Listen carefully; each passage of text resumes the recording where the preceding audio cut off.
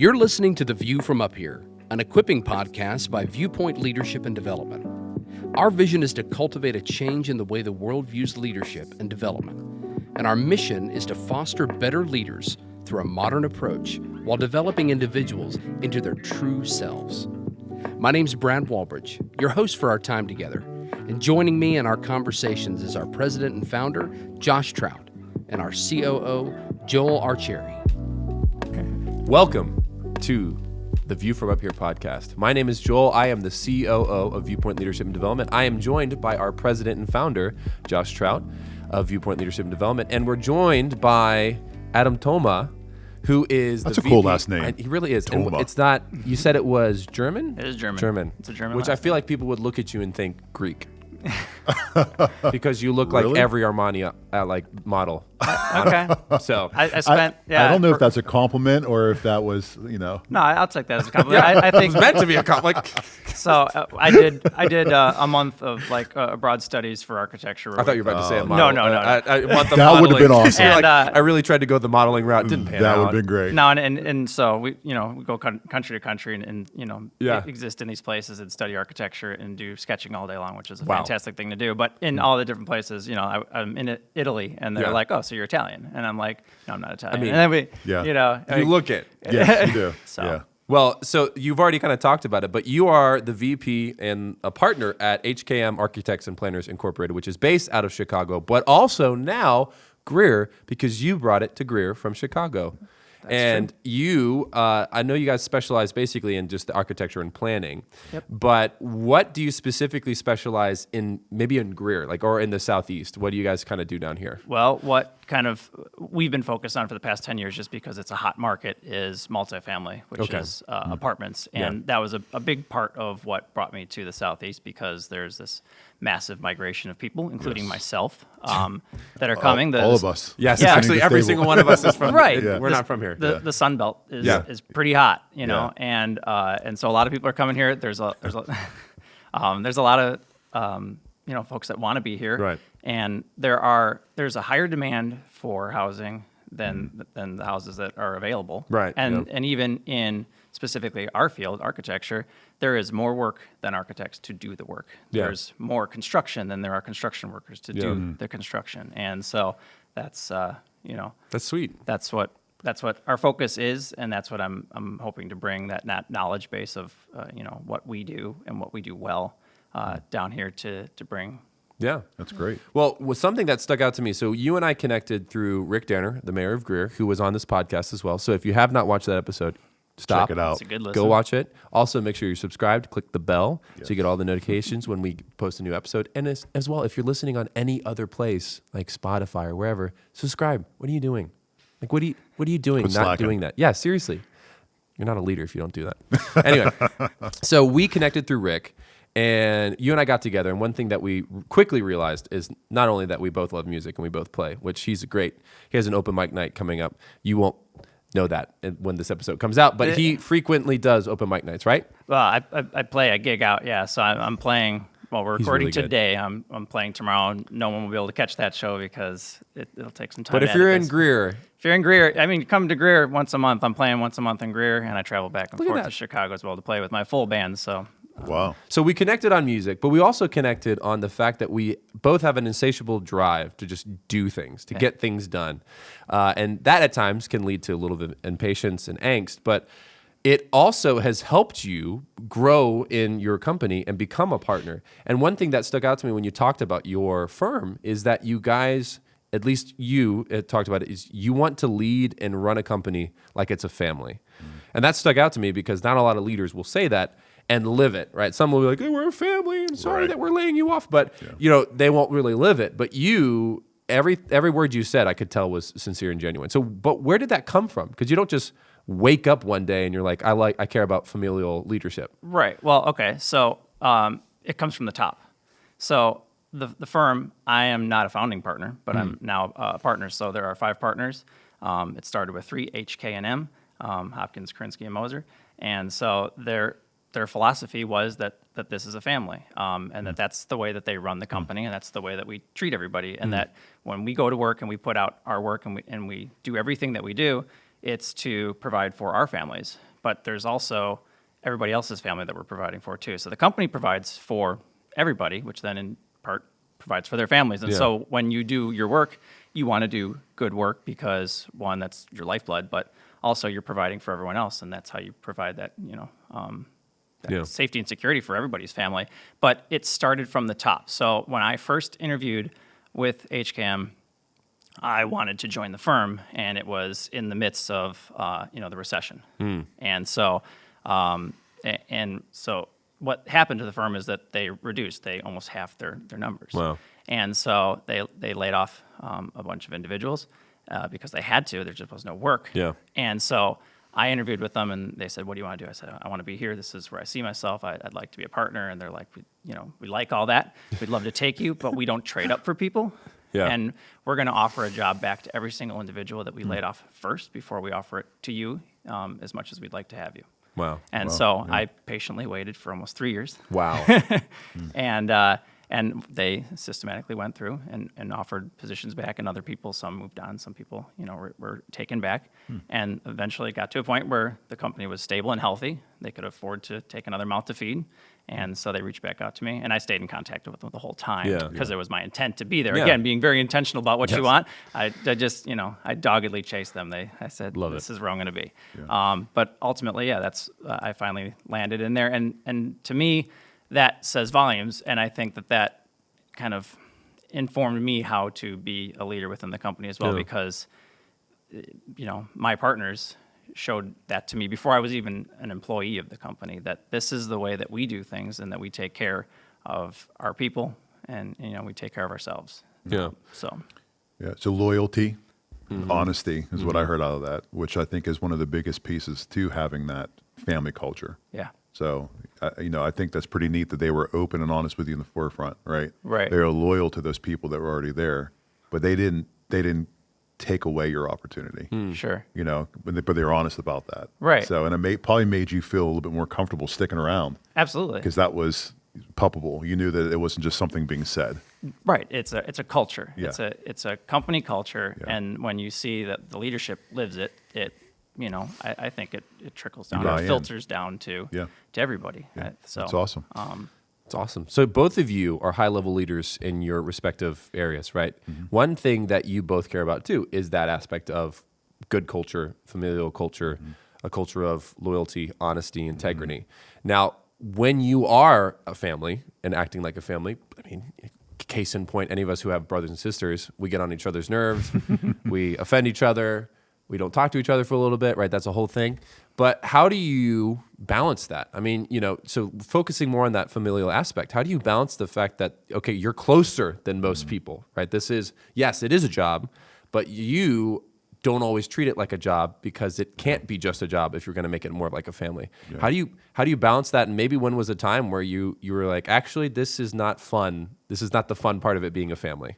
Well, sure. Yeah, everybody goes through their struggles, with anybody that they care about. Right. And so we are not all the same people. And that's actually the strength, I think, of all these, of the family dynamic and also a company dynamic. But a struggle. So a good example of a real struggle and kind of caring about what others, how people perceive you and understanding what you're going after. When I kind of came up with this idea that I would branch out and that I would try to scale the company as a partner. That's kind of what I saw my role as, that there's 3 types of people. I started to read, and so there's starters, and then there's sustainers, and then there's scalers, okay? And so I'm looking at this whole thing, and, good. I am not a starter. Right. Starting scares me. But fortunately, I had partners who were starters, and they got this ball rolling. And then there's sustainers. And what I was doing as a partner, after I partnered, I was trying my hand at sustaining. And I think that I floundered at that a little bit, or that I just wasn't, I wasn't as satisfied with it as I thought, because I thought that when I partnered that I would, that something would change. Yeah. Right. And I thought that like I would like walk through the door, and that like I would be different, and it would be different, and that my chair would feel like somehow idealistic, like no, but This feels like a partner's chair. I've arrived. No, but so until funny. you do something about it, nothing changes. Right. And so what I realized was that I am the third type. Okay. I'm not a starter. I'm not a sustainer. I'm a scaler. And so when I kind of put that hat on, I started to realize, all right, now what do I do as a partner? What can I bring? How can I fill in the gaps? How can I help our company grow? And it kind of just started to come to me that I felt like I couldn't scale our office and our work and everything that we were doing in Chicago. Right. I was struggling with that. And so you could call it midlife crisis if you want. You could call it whatever you like. There's a lot of reasons why you probably couldn't scale in Chicago. Well, but we won't yeah, go we there. won't go there. But what I started to realize is that I felt like if I could find a community that was a growth community Yeah. and a place that I could develop and grow with, because I was finding my identity as a new partner, as a Yeah. leader in a company. I don't know how to do it. Nobody knows how to do this No. stuff, right?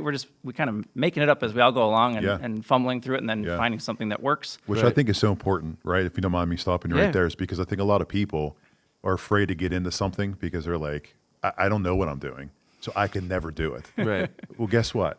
Nobody knows what they're doing when they start this. Hey, I've never You done know, a they may- podcast. Here we are. Right. Yeah. They may That's know the true. basics, Yeah. but you really learn as you go. You do. So, and there's so many people lose opportunities out of fear of not knowing. It's okay, right? Yeah. So that's neat. Sorry to cut you off. No, there. you're fine. So if I'm a scaler, then I tried to figure out how do I scale. Right. And so then it started to I put this whole idea together that if I approached a different market, segment, not the Midwest, but another market. So my wife and I started looking at different markets around the country, and we had a client base in the Southeast that we did work with in the Midwest, but they didn't use us in the Southeast because we weren't local to it. Right. And being local is everything, It's huge. in my opinion, because Yeah. that's what shows that you're committed and that you are part of that community. So I thought if I could get down there and I could be local to that, then I could grow that. I could scale that, and that we could then have a second viable office, and we could expand our business, and we could properly scale. And that was something that I could get my head around, and I got excited about more than just sustaining and Right. trying to keep the status quo Yeah. going. Not that isn't important. There's others who are able to do that, fortunately for me. But so I pitched this idea Yeah. to my partners. Probably not in the best way, because you learn as you go. As a family Yeah. does. Yeah, right. Yes. So I sat everyone down. I said, "So what do you think? What do you guys? Because being from Chicago, what do you guys What think? you guys now think I say, about this? now what do y'all think about an Yeah. office in Yeah, that's funny. the Southeast?" But so I said, "You guys." Use guys. And so immediately they were kind of like, no, and I was crushed at first by Yeah. that because And you're like, yes. yeah, I was in my head. It makes sense because Yeah. I got comfortable with it. It scared the hell out of me, to be honest, too. And I was kind of looking for that support. And then and I figured, I thought about this quite a bit, so everyone else will understand what I'm thinking about too. But Bro. that's not how it works. Preach. That's how I Yeah. think all the time. right, because you've sat with the idea and you've Yeah, marinated molded on it. over all the different scenarios way more, and then so you've literally you're married to the idea. Yes. You've proposed. Yeah. Yeah. You've been married for like 20 years already. Right. Yep. And so here I am, I'm, pregnant with this idea, and they're no. And so it, talk about, anxiety and pressure. I was like, oh no, now what? Yeah. Now what do I do? And so it took a long time, and it took a lot of discussion, and it took a lot of kind of soul searching to get to a point where I could explain what it was that I was trying to do, and that I could get everyone to generally understand that I wasn't running away. Right. I was running to. Yeah. And I think Good that point. is, I think once I started to understand that, and once my partners understood that, I think that's when it started to become more real. Yeah. And so then we got to a point where we said, let's give this a shot, and let's let's put parameters around it, and let's Yeah. like try to, quantify it, which, we were talking in preparation for the podcast here, let's unpeel the veil here, Yeah. or whatever, go behind the curtain. It's, you don't want to have a script or whatever, Yeah. but it is helpful Yeah. in some ways to kind of generally know what you're aimed at. And so kind of creating these metrics to measure yourself against, they create a little bit of anxiety because you feel like you have to perform, you have to hit something, but Right. they are helpful because But they hold you to be accountable. goal setting, Yeah. accountability and all that kind of Yeah. stuff. And ultimately, here I am. It's been over a year and a half that we've been in the area, and it's been successful. I have, no complaints whatsoever, and it's exceeded my expectations in all facets. Basically, I was looking for a community with opportunity that it was growing, and that was, a full-fledged community. Right. And people say, why the upstate? Why Greenville? Why Greer specifically? Yeah. And it's for those things. It's about growth. Yep. It's a community that Yep. wants to grow. Yeah. Do you notice a word he keeps saying? What? Community. Oh, it's like growth. Hey, grow. Yeah, growth, yes, but community, right? Community. I'm from the north, so I get it. Same. And I always say that this is not bashing the north, but it's different here. It is. Oh, it is. And it's easier, I think, to open something like that when you have that sense of community, Absolutely. right? Because you have buy-in from those people within your community. Yep. And they want to see you succeed. So that's Yeah. pretty cool. I've heard you say that They- several times already. That is kind of the magic. Yeah. And Yeah. I think that there's, It is. there's the Southern It's magic dust. hospitality, but there is something about this area in particular that Man, that sounds we like we've fell, said that a million that we times. fell in love with, my wife and I, when we were looking around, that we same. felt like this place You guys could move. offers opportunities and supports entrepreneurs Yes. Yes. and big thinkers. It's a place that wants to see people succeed, Yeah. because when Yeah. people succeed, it just Rising tide raises all the ships. Exactly. And And there's healthy competition, right? So it's not that there isn't competition. Sure. Like let's be completely honest. You and I have brushed shoulders with entrepreneurs and like platform at Greer and Next in yeah. Greenville, right? And there is a little bit of a like, hey, where are we at? Next Greer, like Right. what's going on, right? But it's healthy. It's healthy, No yeah. one's looking at it and going, oh, that's Greer. That right? fosters growth or within your Greenville. community. Look at Right. them, right? It's actually great job. Okay, this is what we're doing, and you're going, dang it. Okay, well, Yeah. let's step it up here, right? And Yeah. it's a good, healthy competition. No one is boastful. No one's braggadocious. We went to that Next event where they were rewarding entrepreneurs with cash grants Mm-hmm. to help fund what they were doing. And there was an overwhelming sense of support from everyone else. Like the people that were there that didn't win didn't look to me. No. And I'm, ex-counselor, right? Former person who always looks at body language. I was literally talking about it before I was on a call, and all I could hear was the guy saying, and again, 50,000 times on the call. I only pick up idiosyncrasies and mannerisms. And the whole time we're looking at that, no one seemed like at the Oscars, like, No, it was genuine. It was purely genuine Yeah. happiness for other people. and it's the same thing. You Yeah. talked about how you were at Ignite Greer when I talked about Mantra. Yep. And you said that you are usually that person that's offering feedback. And of all the people there, I mean, yes, there were some people pushing back, but it never felt like anyone was being combative. No. Right? No one was trying to belittle someone's idea or points they were making, right? No one seemed like they were going, oh, gosh, this person here, let me help you out. Right. Right. And so I thought that was really wonderful. And I think that's just been what's so great about this area. And as well as if you're in the area or aren't in the area and you're looking for a wonderful studio that is in the midst of wonderful renovations, expanding, beautiful. I mean, look at this. Look at a cool everything. space. Look, I will walk up to that camera. I Spin will. it around. One of these days I'm going to do this. You know what? I'm doing it. I'm going to do it right now in a second. You, Sit and Spin Studios. You need to come here. yes, he's going there. turn up the house lights, spin the camera around. Yes. Sit and Spin Studios. Fantastic. If you are in, come on, 3-5 hours, you should still make it, okay? Because Sit and Spin Studios is one of the best run studios. Well done. They take care of us. They take care of anyone who uses the studio, and they are incredible from top to Absolutely. bom. So Yeah. thank you to Sit and Podcast, Spin. recording music. Thank Yes. you. Yes, thank you for making our viewers uncomfortable there for a little bit. That's But you what I know do. what? The sacrifices we do for Sit and Spin Studios, it's okay.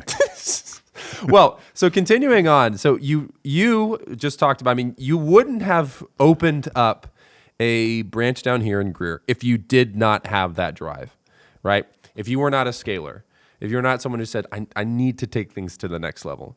So, but the problem, though, oftentimes, is that when things aren't going and moving, Oh, yeah. and honestly, like they are moving, but they're not moving to the degree that we'd like, we can often feel frustrated. How do you balance that as a leader, as a partner at a firm? How do you balance that? You really want to get things going, but like you said with your partners, they wanted to take things slow first. How do you balance that? Well, it's tough because you don't want to lose that drive and you don't want to become complacent, but you also can't stress yourself out too much because you have to be realistic. And I think that ultimately it's about reminding yourself on a regular basis, the good things that you are accomplishing, because we dream big and we're looking a million miles down the road. And you always need to have those long-term and like middle-term and short-term goals. Right. But reminding yourself of the good things that are happening. So when I came down, one of the first struggles that we kind of perceived was like that I'm just not going to be in the office. I'm going to be here remote. Yeah. And that communication was huge because there's this, there's intangible loss of just the water cooler talk and seeing over someone's shoulders, especially in architecture when it's a visual field, right? So just seeing what someone else has got on their screen and you go, oh, hey, let's like tweak that, or let's, I could see an improvement here. So when you lose that ability, because I'm not just floating around the office with everybody else, we were trying to figure that out, and so it turned into that we need to like communicate, and we need to do what I'll call them huddles. Yeah. And you get together and and we all catch up and we talk about what is going on. And what I started to kind of do on my end is I would keep a list, and even if I never shared it with anybody, I always have this little list that I have, and I call it Good News Monday. Yeah. Because we have our huddles on Monday when the partners, we all, the gang of 5 of us sit, and talk. Yeah. And so I've got my like Good News Monday, and it's like all these things, like stuff that happened since last week that, this got done, or Great that idea. we're moving forward towards this, or that I met this person, or that, that I'm going to be doing these things, stuff to like look forward to, and to just kind of like continually check in and say, all right, you know what, I am actually making progress, and that like I'm not just spinning my wheels. And so, I'm crazily impatient. I want everything to go, and so I happen to work in architecture, which is a really, really slow-moving field. Yeah. Yes. I've got a Industries. project. Yeah, I have a project right now that we've been working on in Ann Arbor. It's a 3-phase project, and it's the large urban infill project, but it's been going since 2016, and we're nowhere near done with it. It's it's got a whole other phase to still go on the whole thing. So impatience doesn't, it's not good to have necessarily. You have to be kind of patient, so I have to balance that patience. But thinking about, that we're making progress and that things are actually happening is one thing that kind of keeps me on track. And also framing it, like I said, I named my little like digital Post-it note thing "Good News." Yeah. Because I wanted to focus on the stuff that's going right. It's really easy to focus on stuff that's not going right. Oh yeah. So being positive about it. And then also too, the good news is that when you look at what did we accomplish, it's going back to your partners or your employees and the people that you're working with, and kind of sharing with them that, hey, we're doing something, and to remind yourself to thank them for their hard work, and for sharing the load and taking on these tasks, so that it's not just you by yourself. Right. You need to have that support, that family. So Nicely done. yeah, I think too, like a big shout out to my wife as well, because I couldn't do it without her. When we first moved, it's Such a good guy. It's a big leap to do what we did. A lot of people said, "Oh, it must be nice, or it must be, cool to pick up your family and move across the country." It's terrifying. It's a major sacrifice. It's It's a major sacrifice. And so we did it, and I was fortunate that I have my family. My parents chased the grandkids, and they came as well. That's cool. Yeah. But my wife, like, when I was still working from home, because I hadn't gotten an office space here yet, and I'm trying to figure all this stuff out, and she left me a Post-it note on my screen one day, that because I was just stressed out about like, how am I going to do all this stuff, and I've like I made all these promises to myself and to the company, and you know, I'm responsible for just producing and making this happen, and making this real. And you know, and she just said, you know, I've got you. Whatever gaps there are, Yeah. I will help you fill those in. Yeah. And so, like, What Good a job, wife. wifey. What Yeah. a wife. but that's you need that, whether it's your wife or your partner, Right. or you just your support staff, or Yeah. whatever it is. Everybody needs that. Moms and dads, or whoever you can lean on to Yeah. provide you that, because we don't do anything in isolation. No. We are social creatures. Yes. We need Yes. we need that Yeah. support, Yeah. or at least maybe our personality types, Yeah. leadership type Yeah. people. Yeah. I think we Well, I was gonna say, it's- need to have. You need that more than anything, especially as a leader, right? Yeah, Because we you- need to you- see that feedback. You do. You pour yourself into everybody as a leader. Yeah. And there's usually no one there pouring into you. Yeah. You know what I mean? Because you're at the top. So that's tough. So having that support system Yeah. outside of work is huge. So It is. It's great. And then Yeah. when you have that drive, I mean, that's the hard part too. Especially, you know, for me, that's my hard part as a drive. I'm going and I'm going and I'm going and I'm like, things need to move. Things need to move. And my wife is often the one that's the temperance in my life that says, "Hey, like, do you remember 4 months ago you were at this position at this salary? Stop, relax. Like it's been 2 months. It's been a month. Yeah. You're not going to move like this. It's not doesn't going to happen happen. Right? It overnight. doesn't happen.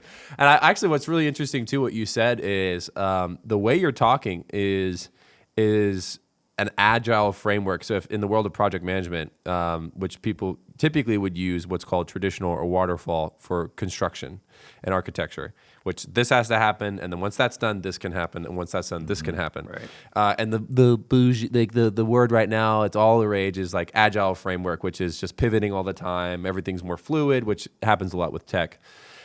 Which I work in with Cisco, but I love how you basically are modeling the way you run that through an agile framework, and you're doing it better than most people do, because in most agile frameworks, people are like daily stand-ups or weekly stand-ups. Like, what are you doing? What are you working on? Why are your where are the blockers? Why are there blockers? And rather you're saying, no, this is what we did. This is actually what got accomplished. This is really great. And you're focusing on the positive, which agile, I think, is actually supposed to be used for. Like, what are the good things we're doing right now? How can we pivot to keep doing them? Right? What do we need to change to keep making sure the good things happen? Not why are you not doing things? Right. And just that fact that you're doing that over than focusing on the negative is such a big deal, because then you go into your week with a positive mentality of, hey, last week we got this stuff done. Yeah, we're still working on this. Right. It's been 2016. It's been a long time. But hey, we still got this done. And you're going, oh, that's great. That's wonderful. And I think that is just, it speaks volumes to the leader that you are. And the reason why you've been so successful is because you have that more of a positive mentality and you want to focus on the positive. I know not everyone's always been that way, and it's been more recent, and especially with the culture of the company you're in. But the fact that you are like that is proof to why you have been so successful. So I want to just affirm you in that. No, I appreciate that. And I think also too that with being a leader or a type A, or the types of people that we are, finding your community or your tribe. You were talking about Ignite Greer, and that's how Yeah. I initially ran into you, and then we were connected through the mayor. But finding those outlets to connect with people and to have these sorts of conversations are really helpful and affirming, because sometimes you feel like you're just shouting into the void. Yeah. Yep. And you need to hear that positive reinforcement that other do. people are also struggling Yeah. with these things. 100%. And that you got to keep on moving, and you got to be positive about it, and you have to just kind of believe in what it is that you're trying to accomplish. Know that you're driving at something that's worthwhile, and then just keep on going after it. good. I'm smiling because we talk about that all the time. True leaders, they know that they can't do it by themselves. Right. They know themselves well enough. Right. They know they need mentors. They know they need people to bounce stuff off of. Right. You Yep. can't. You truly cannot do it alone. You just can't. Yeah. So that's cool to hear you say that, because again, that's a testament of your leadership. Your approach to leadership. Provide feedback that Yeah. specifically what the platform at Greer does, which is their their leadership and development Yeah. program, where they're trying to encourage entrepreneurs and trying to get them to connect with one another, so that we, as a community of individuals, movers and shakers, trying to get stuff done, can all feed off of the energy from each other, because you need to kind of build that buzz and energy to keep these big ideas going, Yeah. because it's so easy to just have all the air come out of them and then Right. Yeah. Yeah. And all these people, like you said, a lot of them are starters. Not everyone is, but most of the people in those programs are starters. They don't have scalar mindset or sustainer mindset. And so having someone like you coming in and saying, have you thought about what's the growth potential in this? Or when I hear that, I don't know if I see the growth potential in that. Right. It's great to start, but eventually you're going to cap yourself. Or someone saying, hey, I don't know if this is sustainable at this. I mean, it's our, I think the one that was there was talking about like the kids box. Yep. And one of the people said, I don't know it's not sustainable, because she even said, it's not sustainable. My business model right now is not sustainable. Right. And so someone who was skilled in sustaining said, hey, let's connect and let's talk about it. Right. That's amazing. And that's one of the great things about Platform at Greer or Next is you have people who are sustainers, scalers, even starters who can help people who are discouraged as starters, right? Who might be thinking, why are we not making more money? Or why are more people not doing this? And then they're losing that, like you said, all the air is going out of their sails and they're just kind of treading water now and they're waiting to eventually give up. And someone who's another starter says, hey, I'll be the lifeblood again for you. So Yeah, no, you get, there's those stuck points. Yeah. Or you used a different word about it, blockers. Blockers. Right, Sorry, that's so- project management. Yeah. So I think about them in terms of like, why are you stuck? Yep. And so trying to get unstuck is the goal, because when you get stuck, then I like that better because I have like PTSD from blockers. Like, what are why you have blockers? I can't do anything. yeah. Sorry, keep going. But everyone's got their stuck point, where you get to a certain point and you need that collaboration, Yeah. I believe, to get through that, because you need that other perspective. There are different perspectives out there, and Yeah, absolutely. So one thing I'd like to go back to your story. I loved hearing your story. Sure. And there's always a moment in someone's season, right, that I think is a turning point. That's either going to take you down the wrong path or the right path. And listening to your story, you've obviously made the right decisions to get on the right path. And what I think that is there's a sense of vulnerability that every leader must have. Yep. Right. And what does that vulnerability look like? Well, I don't know if you know this, you probably do, but listening to your story, your moment was when you were vulnerable and you said, I'm not a starter. I'm not a sustainer, but I'm a scaler. Right. I think that's hard for somebody, especially that's a leader, to say, I'm not good at that. I'm not good at this, but I'm good at this. Give me the opportunity to sit here and I will show you the success that I can have for our organization and for myself. And I want to applaud you for that, because I've seen so many people get into leadership that will not allow themselves to have that moment of vulnerability to really identify their strengths and weaknesses. Yeah. So I don't know if you ever looked at it that way before, but I think that was a pivotal moment in your career, in the path that you're in now, that has led you towards success. it's interesting. I never have quite thought about it, or where was that turning point. But I can look back at it. Hindsight, obviously, Yeah. you can see things clear, and Yeah. I would agree with you that I changed. I kind of had a fundamental shift. Yeah. At that Because if point. you would have stayed in that moment of, well, I'm not these two, I'm this, but I can't say that, so I'm going to try to be this. Right. Right. That's something we talk about a lot with Viewpoint, right? Is finding who you are. This is what Viewpoint offers you, by the way. This type of insight. Being unstuck. Yeah. This type of insight. That's it. Give us a call. It's about who you are. You know what I mean? And I think that if you don't know who you truly are, you will not succeed. Yep. Right. So the fact that you didn't get lost in all that and not wanting to show someone that you have a weakness, Right. right? You didn't stay stagnant. You didn't fail. You took your strengths and you ran with them. But not everyone And you is have an like that, organization though. that'll let you do that. Yeah, too. and not everyone is like that No. or is in a position that they can. Sure. So yeah, you're uniquely introspective. Yeah. Because I think those type of leaders are more of the outliers. Yeah. Right. We live in a world now with people who are making millions and millions and millions and millions of dollars and are so out of touch with reality because they're not introspective. Right. Really? Right. I've never- But there is an element of, yes, once you progress to a certain echelon of wealth, Yeah. you cannot be in the reality that most people are living in, right? But Yeah. I believe if you're introspective enough, you'll be someone who spends more time Yeah. thinking on a down-to-earth level. And that's why you're successful, is you're uniquely introspective. Not everyone's like that. I mean, we have talked to leaders. I've had mantra sessions with people who are executive vice presidents of biotech firms, and they have not had the moments to be introspective, right? They got too busy, or they went and did this job for so long, and then now they find themselves thinking, okay, who am I actually, right?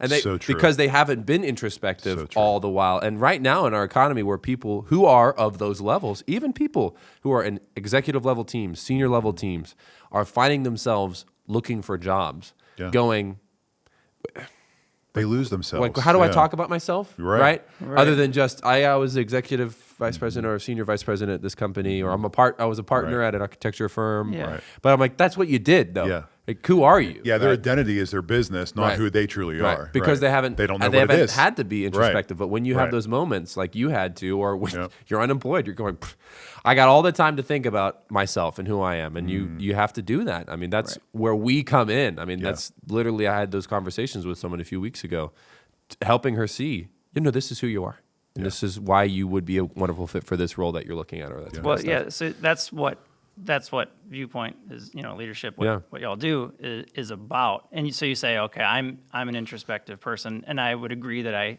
am introspective.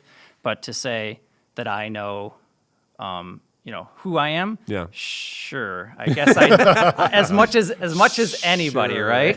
But beautiful delivery on that. That was great. but to succinctly say it, who am I? What am I doing? Ooh, you're teeing it up so well. I don't have that language on But you know who has that language Oh for my you? goodness. This guy right here.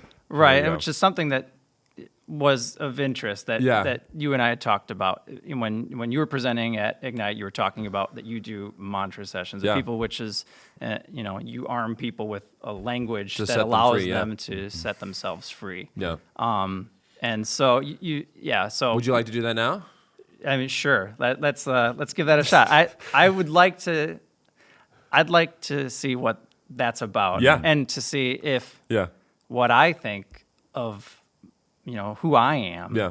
actually lines up with what somebody who, professionally figures out, folks. That's if right. that's You're the going to same. get to see it Professional. live right now. A All right, live mantra session. So set the stage for typically, because what is wonderful about mantra sessions is there's always it's just unique to us as humans. We don't want to be put in a box. So when someone says, hey, this is who you are, they go, Yeah. like, But I don't know if I would have said it like, yeah, right. And so when I have to always preface, every mantra statement is always going to start the same with I am someone who, then it's going to be followed by something positive and then something altruistic, because those are the most attractive traits in people. If you are positive, sure of yourself, and altruistic, everyone will gravitate towards you, which is one of the things you are. You're altruistic, you're positive, and you were sure of yourself to a degree that you knew this is what you wanted, which is why your partners eventually were like, yeah, okay, right? And that's why people are drawn to people in us, like in Viewpoint, or people like you,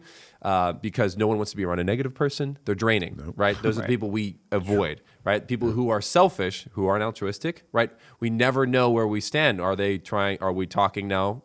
Are you an entrepreneur? Are you trying to get one over on me, or are we helping each other out? Right. And then people who aren't sure of themselves, who are just flip-flop all the time, it stresses you because you need stability. And when you're not around stable people, you're like, I can't be the only stable person. I can't hold you all up, right? So there is an element of, it's going to be similar, that it starts, I am someone who, positive statement, altruistic, right? And then it's general and ambiguous to a degree, because it invites the person who's hearing you say that to want to know more, right? If I were to say, yeah, be as specific as possible, I mean, we all know if you get too niche, Sure. people are like, well, that's not for me, right? But if you're general and ambiguous enough that it's interesting, you're like, oh, well, what do you mean by that? I would like to know more. That's when you bring in the specificity of your context and your historicity of your life and what you've done. Yeah, I'm a partner at a construction firm, at an architecture firm and planning firm that was based out of Chicago. I started a branch down here, right? It opens the door. And my brother and I actually get into this a little bit because he's big on leadership too. And he has his little pitch thing. And I think it's too much too soon. I think it is, you need to invite people in. He is a Google executive person now, so he thinks he has the credibility, whatever. You might. he still loves you, though. I do, and he doesn't listen to this podcast. But there is an element of the psychology that I don't think people are tapping into, and is that we are the main character in our story. There's a psychological term called Saunders. You drove here from your family, from your house. You had your kids and your wife. You were playing the guitar before. Like your life is filtered through your life's lens. Same with Josh, same with myself. When we leave here, we are going to go back to our lives. So we filter everything through that. And when we interact with people, all we see typically first is you through the lens of myself. When you can offer something to me that is interesting to pull me out of that innate selfishness and go, that's interesting.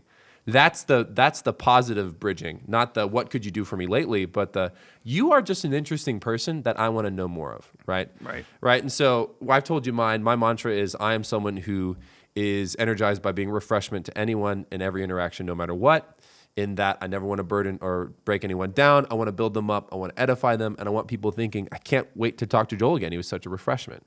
No one hears that and goes, that's stupid. I don't want to refresh people, right? Correct. Because one, that's not socially acceptable. And two, you want to be a refreshment. And so you're thinking, okay, I like who you say you are. I'd like to know more. Right. And that's why I kind of structure these statements the way they are. And so how we go about doing it, though, is I ask you typically, what drains you and what drives you?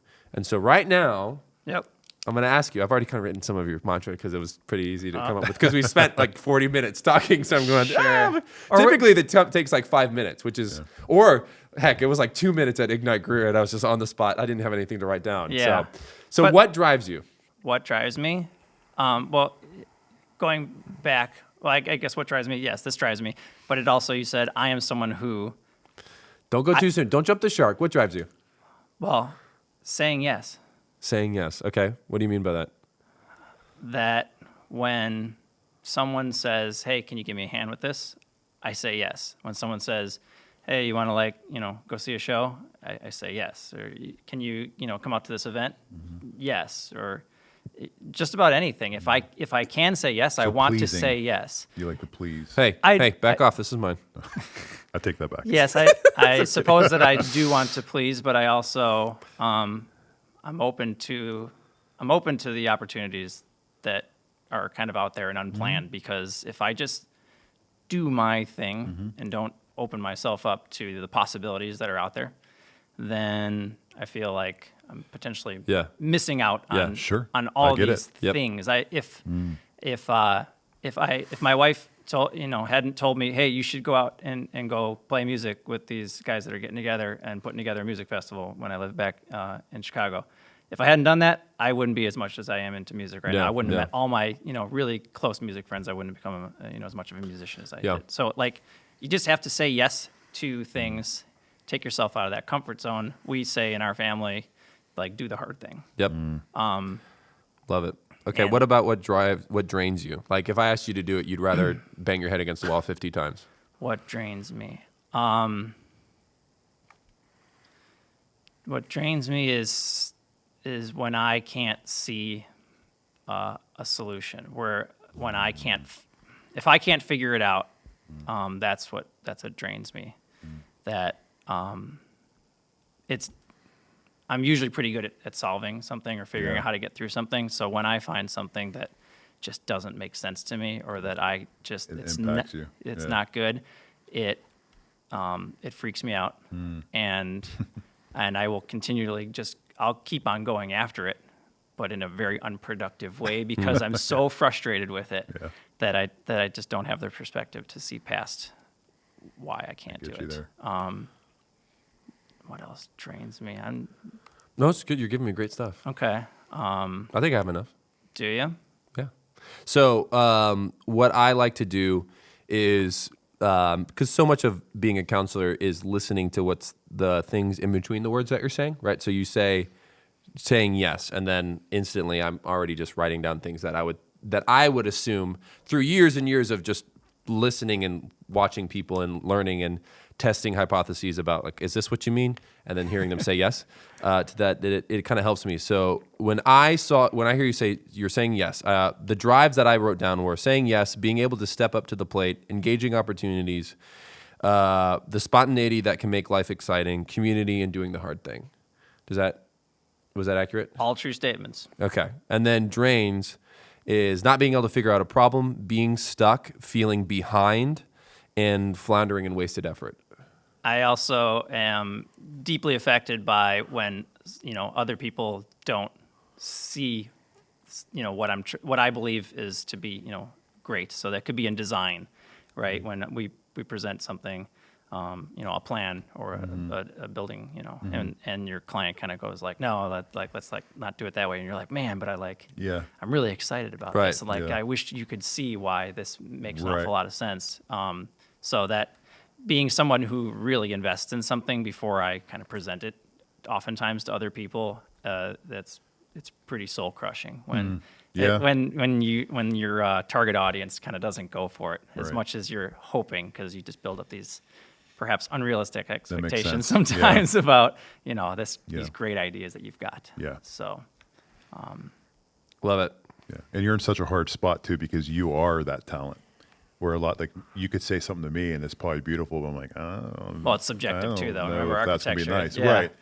But when it's the product's done, you know what it's going to look like, and then something I might not like now, I'm like, man, that was genius. Right. I could have said no to that. Yeah, right. So Yeah, that's tough. good space is good space. Yeah. But the aesthetics of that space, Yeah. the space has Yeah. an innate That's impact tough. on Yep. people. The types of space. This space here Yeah. makes me feel like we're doing something important. Oh, that's cool. Mm. Look, Sit and I spin. didn't even have to do anything in my thing for sit and spins. Right. All right. So I've got it now. One of the cool things that I love too is turning what some people say as a drain into a positive. Because so specifically, when I'm helping people with mantra, it's sometimes with interview prep. And when someone says, tell me about yourself, what's the best answer you can give? I think it's mantra connected to your resume and the job description. And what I tell people is, what you don't say is when someone says, hey, tell me about yourself, you'd be like, well, I really don't like when people don't see things the way I do and don't get excited. Yeah, I'm super vulnerable. Yeah, that's great. So the person, now the hiring manager is going like, all right, so this person wants their way, right? Yes. But if you spin it in a different way, then it's like, oh, this person has a positive outlook on life and others, right? So here is what I believe your mantra statement would be. Take it or leave it. It's yours. But this is what I came up with. So if someone were to say, hey, Adam, tell me about yourself, this is what you would say. I am someone who is energized by the movement from milestone to milestone, no matter the size. In that, I find deep joy being able to bring others through the doors of opportunity towards progress and growth in ourselves and others. That's pretty awesome. You just come up with that right now? Yeah. Yeah. Sorry, people. Pretty good, isn't he? Pretty darn good. So, That's exciting. I want to meet that person. There you go. That's the and point. the cool thing is that last part, like I said, you said the one thing that drains you when people don't really see not the, hey, get in line, but this is great. Why aren't you seeing this? That's the whole, think about bringing others though along for that ride. Not, I need you to get in line. It's like, how can I bring others in the journey of let's open the door of this opportunity. And then maybe now you'll see how great it is. Right. Rather than why can't you see the doors that are here that we should be opening?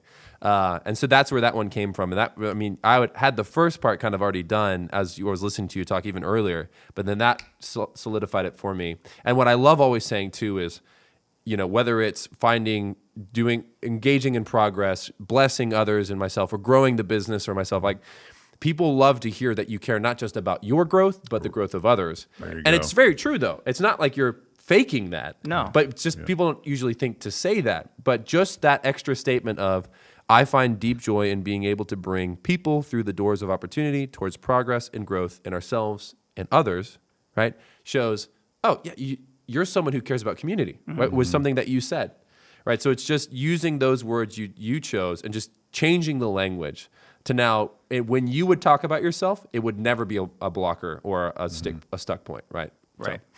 So, there you go. There's your mantra. That's pretty awesome. Thanks for doing that You with me, can man.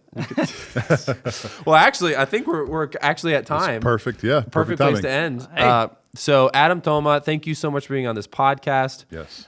You are heavily involved, though, with the kind of the Chamber of Commerce kind of right now with Greer. You're getting more involved, though, with like Ignite Greer and stuff like that. Yep. So if you are involved with that platform at Greer, Adam's going to be around. Find him. Where do you like to hang out at Cartwright, right? I play music at Cartwright. I also Yeah. attend a lot of stuff. I'm good friends with the owners there. There you go. I'm over at Mason Jar quite a bit. That's and, right. We're going to have to go listen to him stomping play. around. Well, yes, we'll have to post next time that he plays. We'll like to post that, a guest on our podcast is having an open mic night. I think it's so fun. Yeah. Also, just they can find you on LinkedIn if they want to connect with you and learn more about your company, if they have any business opportunities for you guys or want to partner with you in any way. HKM Architects and Planners Incorporated. You got it. All right. Thank you all for listening to the podcast. Be sure to subscribe. Be sure to listen in and make sure that you continue to follow us here on YouTube, or you can follow us on LinkedIn, Instagram, and Facebook. But thank you so much for listening. Hope you have a wonderful day. Thanks, y'all.